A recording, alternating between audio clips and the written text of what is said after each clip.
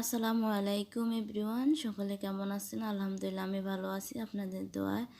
আজকে আমি আপনাদের তৈরি করে দেখাবো খুবই সহজ পদ্ধতিতে মুরগির কলিজা বোনা।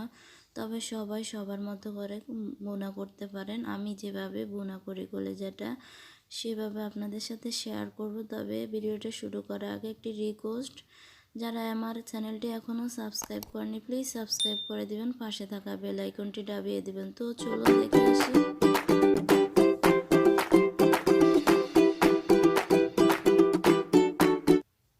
আমি রান্নার কাজে চলে এসেছি ডাইরেক্ট। আমি এখানে চুলাতে একটি পাইপ্যান বসিয়ে দিয়েছি।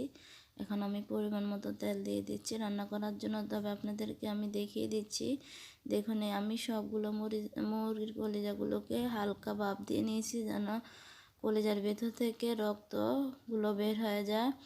আমি এখানে 1 কাপ পরিমাণ পেঁয়াজ কুচি দিয়ে দিচ্ছি।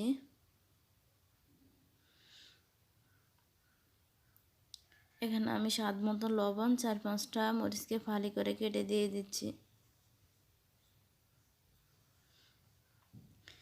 1.5 টেবিল চামচ রসুন বাটা, 1.5 টেবিল চামচ আদা বাটা, 1 টেবিল চামচ জিরে বাটা দিয়ে দিচ্ছি।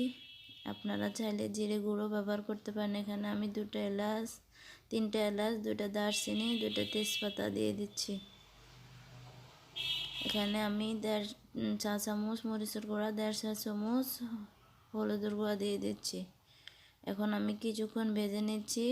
তারপর আমি এখানে ধনিয়ার গুঁড়া 1 চা চামচ, গরম মশলার গুঁড়া 1 চামচ দিয়ে দিচ্ছি।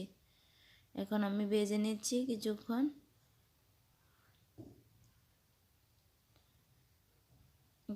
ভাজার পরে আমি সামান্য পরিমাণ পানি দিয়ে আরও কিছুক্ষণ আমি কষিয়ে নেব, মশলাগুলো যাতে কষানো হয়ে যায়।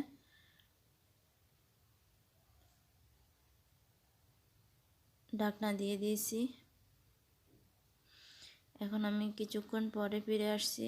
দেখুন মশলাগুলো অলরেডি কষানো হয়ে গেছে। এখন আমি আগে থেকে সিদ্ধ করে রাখা মুরগির কলিজাগুলো দিয়ে দিচ্ছি।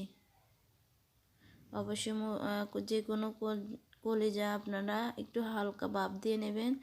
কলিজার ভেতরে কালো কালো একটা ময়লা থাকে, আবার রক্ত থাকে, ওগুলো বেড়ে আসবে। এখন আমি মিক্স করে ঢাকনা দিয়ে 5 মিনিট কষিয়ে নেব।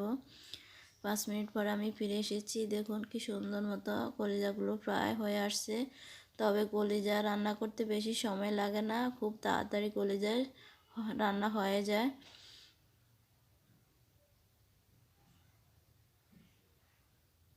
দেখুন আমি 5 মিনিট রান্না করে নিয়ে এখন আবার আমি ফিরে আসছি। অলরেডি সবগুলো ঝোল শুকিয়ে গেছে এবং কলিজাগুলো প্রায় বোনা হয়ে আসছে। অবশ্যই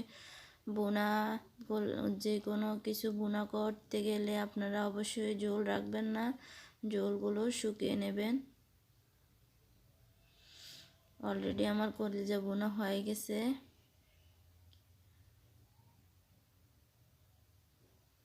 আমি এখন উঠিয়ে আপনাদের সাথে পরিবেশন করে দেখিয়ে দেব কত সুন্দর দেখাচ্ছে এবং খেতে অনেক মজা। যদি আপনারা এগুলো ভাত অথবা রুটির সাথে, পরোটার সাথেও আপনারা খেতে পারেন। দেখুন কত সুন্দর দেখাচ্ছে কলিজা বোনাগুলো।